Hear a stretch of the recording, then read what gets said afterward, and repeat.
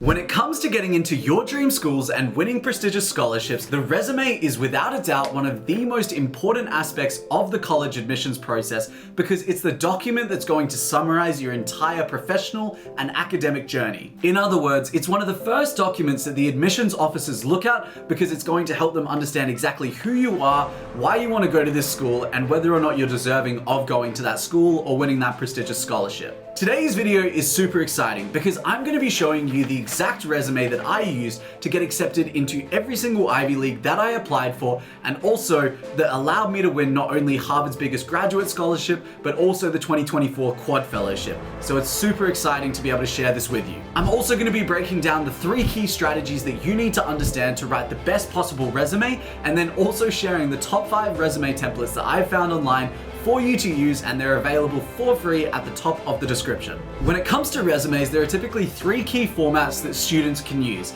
Either the 1-page resume, the 2-page resume, or the 3-page resume. Anything longer than 3 pages is honestly just going to overwhelm the admissions panel, and they're probably just going to give up on reading the second that they see it. Regardless of the format that you're going to use, the first key concept that you really need to understand to write a great resume is understanding not just how to describe your role, but also the impact that you had in that role.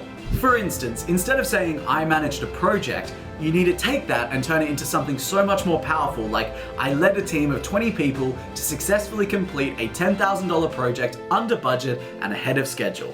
That's not only explaining your role, but it's also explaining your impact. Now let's get into the fun part, because I'm going to be walking you through my resume that got me into every single Ivy League I applied for and won me 2 big scholarships. One thing to remember to avoid getting overwhelmed is that I'm 24 years old, and this is what helped me to win Harvard's biggest graduate scholarship. If your dream is just to get into Harvard, the bar is so much lower, so please don't get stressed or overwhelmed by this. Instead, try and see it as a point of inspiration, a way in which you can get some ideas about how you could have some more experiences that will bulk out your resume. So without further ado, let's crack into it. Now, at the top of my resume, of course, I'm going to be starting with my education and my education accolades. And when I was applying to Harvard, I knew that the only thing I could put was my undergraduate degree at the University of Western Australia. So I started with my degree title, which is a Bachelor of Philosophy with first class honors in engineering science and business law, followed by the title of my thesis. Then I also put my GPA, my weighted average mark, and then some awards that I'd won that included an engineering scholarship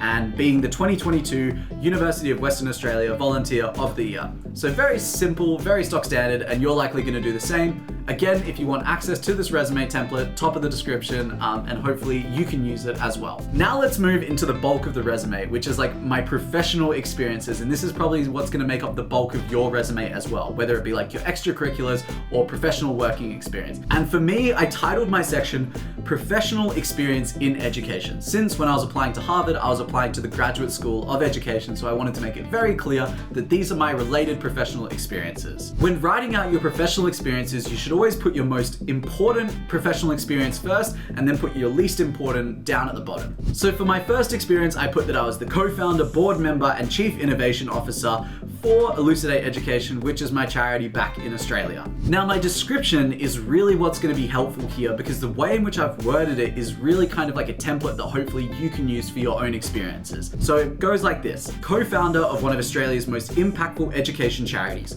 With 55 volunteers, Elucidate creates non-for-profit textbooks, online content, and videos to support over 82,000 students annually to have free access to the education resources they need to succeed in school. Then, I also put as a dot point, responsible for securing $100,000 to fund our recent Melbourne expansion and co-developing our 5-year strategy for impacting more than 300,000 students by 2028. This experience is very clear because it describes not only my role and what I did for the organization, but then also the impact that I was able to have through co-founding this organization. And so hopefully that's going to give you an idea. For the remainder of my professional experiences, I'm not going to go through every single one step by step because that would take a very long time, but you can definitely read those by checking it out in my description.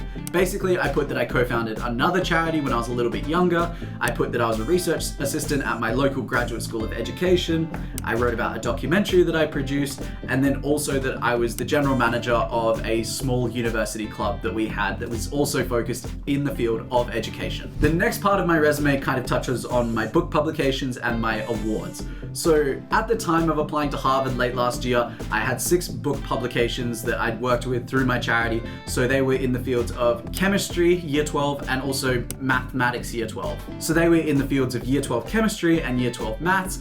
And then also I'd authored a self-help book called Realizing Dreams. I put them all hyperlinked there so that if the admissions panel wanted to, they could check out the book publications to see what they're all about. Then below that, I quickly listed my honors and awards. These aren't very much academically heavy honors because I'm never gonna be the person like getting the subject prizes. Instead, these were a lot of volunteering awards. So they were things like the Curtin Innovation Award winner for teaching and learning, the 2023 Mission Australia Young Changemaker of the Year, the 2023 Australia Day Young Community Citizen of the Year, and so on and so forth, all the way down to my 2019 engineering scholarship that I won a long time ago. Now, the back half of my resume is super wacky and random, and I think what I wanted to do is more so just speak to myself holistically as a human being and show different sides of myself that might not be reflected through things like my personal statement or recommendation letters. So the next part of my resume talks about my leadership in sport, and specifically in the sport of Ninja Warrior. So I spoke about how I do commentating for the World Ninja League, how I founded a 24-hour pull-up challenge, how I represented Australia at the World Championships, and then also how I competed and placed 4th at the Australian National Championships for Ninja Warrior. So super random, but kind of just showing another side to my personality. And then the next part gets even kind of more wacky. It kind of ties into my ambassadorship and media experience is what I've titled this part of my resume. So I put how I was on Adventure All-Stars Season 4, which is like a charity television show.